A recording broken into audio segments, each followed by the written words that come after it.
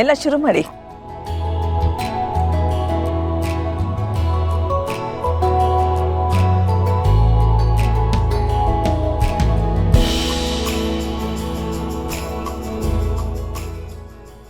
ಆಹಾ, ಇದು ಸ್ವರ್ಗ ಅಂದರೆ.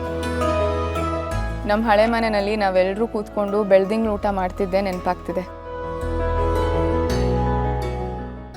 ಎಲ್ಲರೂ ಒಂದೇ ಕಡೆ ಒಂದೇ ಮನೇಲಿ ಎಲ್ಲರ ಜೊತೆ ಹೊಂದ್ಕೊಂಡು ಇದ್ದಿದ್ದನ್ನೇ ಹಂಚ್ಕೊಂಡು ತಿಂತಾ ಇದ್ವಿ. ಎಷ್ಟು ಚೆನ್ನಾಗಿತ್ತು ಅಲ್ವಾ? ಹೌದು ಭಾವನಾ, ಆ ನೆನಪುಗಳೆಲ್ಲ ಯಾವತ್ತೂ ಮಾಸಲ್ಲ ನೋಡು. ಜೀವನ ಅಂದರೆ ಏನು ಅಂತ ಅತ್ತೆ ಮಾವನ ನೆರಳಲ್ಲಿ ಆ ಮನೆ ಸೂರಲ್ಲೇ ನಾನು ಕಲ್ತಿದ್ದು.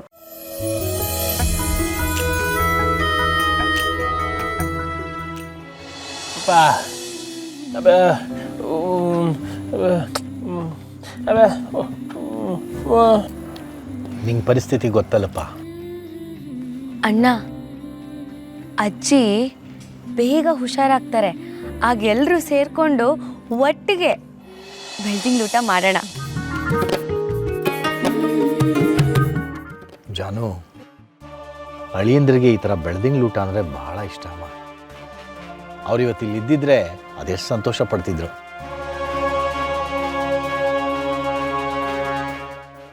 ಹೌದು ಜಾನು, ನೀನಾದರೂ ಒಂದ್ಸಲ ಫೋನ್ ಮಾಡಿ ಮಾತಾಡ್ಬೋದಿತ್ತಲ್ಲಮ್ಮ.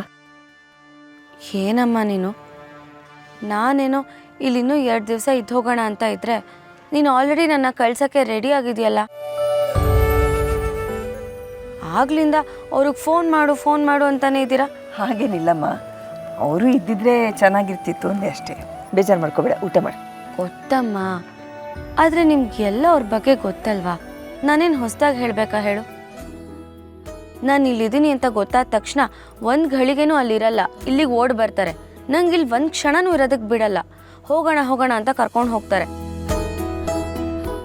ಅದಕ್ಕೆ ನಾನು ಆಮೇಲೆ ಫೋನ್ ಮಾಡ್ತೀನಿ ಬಿಡು.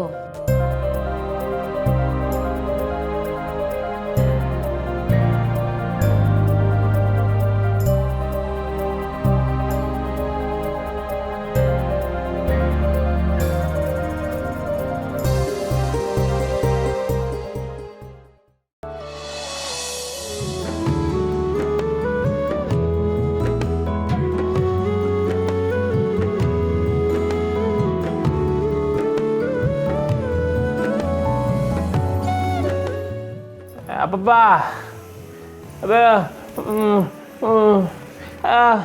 ಬರ್ತಾರೆ ಇರಪ್ಪ. ಅಕ್ಕ ತಂಗಿಯರು ತುಂಬ ದಿನ ಆದಮೇಲೆ ಇಬ್ಬರು ಸಿಕ್ಕಿದ್ದಾರೆ. ಮಾತಾಡೋದಿರುತ್ತೆ, ಬರ್ತಾರೆ ಇರ.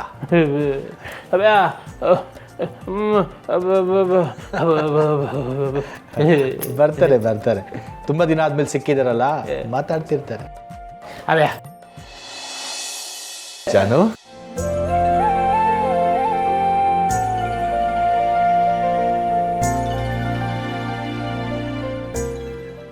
ನಿಮಗೋಸ್ಕರನೇ ಕಾಯ್ತಾ ಇದ್ವಿ. ನಾವೇನು ಚಿಕ್ಕ ಮಕ್ಕಳೇ ಲಕ್ಷ್ಮತ್ತೆ, ಬತ್ತಿದ್ವಲ್ಲ, ನೀವು ಆರಾಮಾಗಿ ಮಲ್ಕೋಕಿಲ್ವೇ?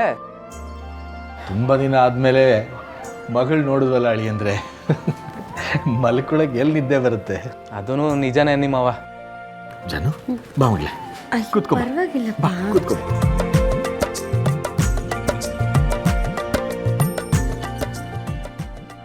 ಜಾನು, ನಿನ್ನೊಂದು ಮಾತು ಕೇಳಬೇಕಮ್ಮ. ಹೇಳಪ್ಪ. ನಮ್ಮ ಹತ್ರ ಬರೋದಕ್ಕೆ ಯಾಕಮ್ಮ ಇಷ್ಟು ಸಮಯ ತಗೊಂಡೆ?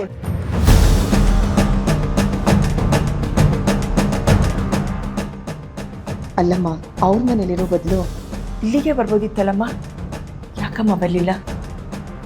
ಅದು ಹೇಳು ಮಗಳೇ, ಯಾಕಮ್ಮ ಬರಲಿಲ್ಲ? ಏನಾಯ್ತು?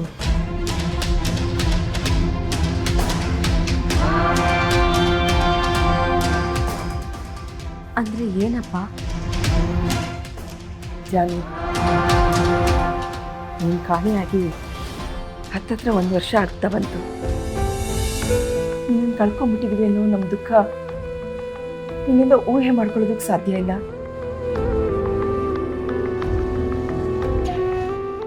ಅಲ್ಲಮ್ಮ, ನೀನು ಅಲ್ಲೆಲ್ಲೋ ಇರೋ ಬದಲು ಇಲ್ಲಿಗೆ ಬರ್ಬೋದಿತ್ತಲ್ಲಮ್ಮ.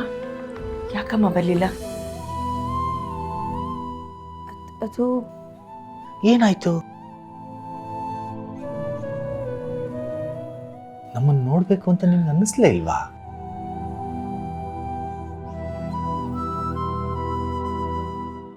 ಜಾನು, ಯಾಕಮ್ಮ ಸುಮ್ಮನೆ ಇದೆಯಾ? ಅಪ್ಪ ಕೇಳ್ತಿದಾರಲ್ಲ, ಉತ್ತರ ಹೇಳು. ನನಗೇನು ಗೊತ್ತಿಲ್ಲಮ್ಮ. ನಾನು ಅವ್ರ ಮನೆಗೆ ಹೇಗೆ ಹೋದೆ ಅಂತ ನನಗೇನು ನೆನಪಿಲ್ಲ. ನನಗೆಲ್ಲ ನೆನಪು ಬರೋಷ್ಟರಲ್ಲಿ ತುಂಬ ದಿನಗಳು ಕಳೆದು ಹೋಗಿತ್ತು.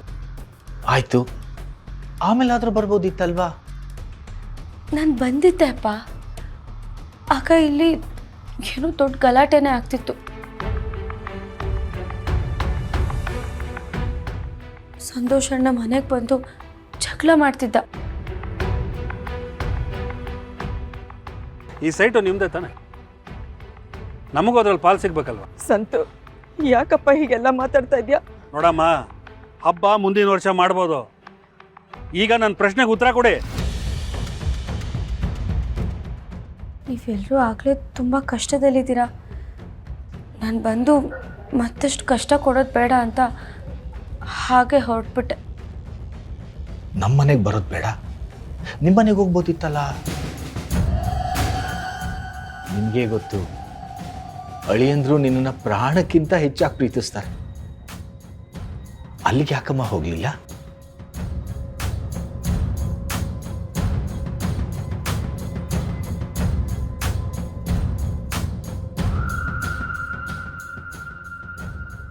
ಜಾನು, ನೋಡಿ, ನಿಮ್ಮ ಯಾವ ಪ್ರಶ್ನೆಗಳಿಗೂ ನನ್ನ ಹತ್ರ ಉತ್ತರ ಇಲ್ಲ. ನನಗೇನೂ ಗೊತ್ತಿಲ್ಲ. ನನಗೆ ನಿಮ್ಮಿಬ್ಬರು ನೆನಪು ಬಂದಿದ ತಕ್ಷಣ ನಿಮ್ಮನ್ನು ಹುಡ್ಕೊಂಡು ಓಡ್ ಬಂದೆ ಅಷ್ಟೆ.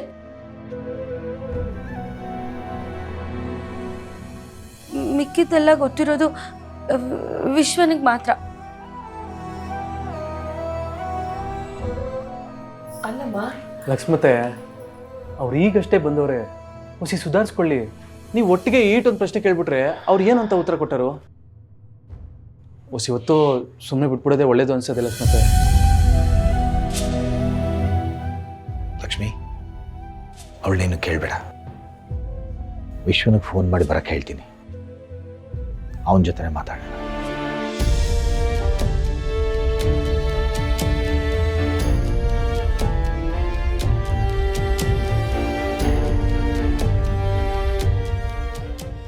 ಇವ್ರಿಗೆ ಏನಂತ ಹೇಳೋದು? ಈಗೇನು ಸುಮ್ಮನೆ ಆದ್ರು, ಆದ್ರೆ ಮತ್ತೆ ಕೇಳ್ತಾರೆ. ಏನ್ ಮಾಡ್ಲಿ?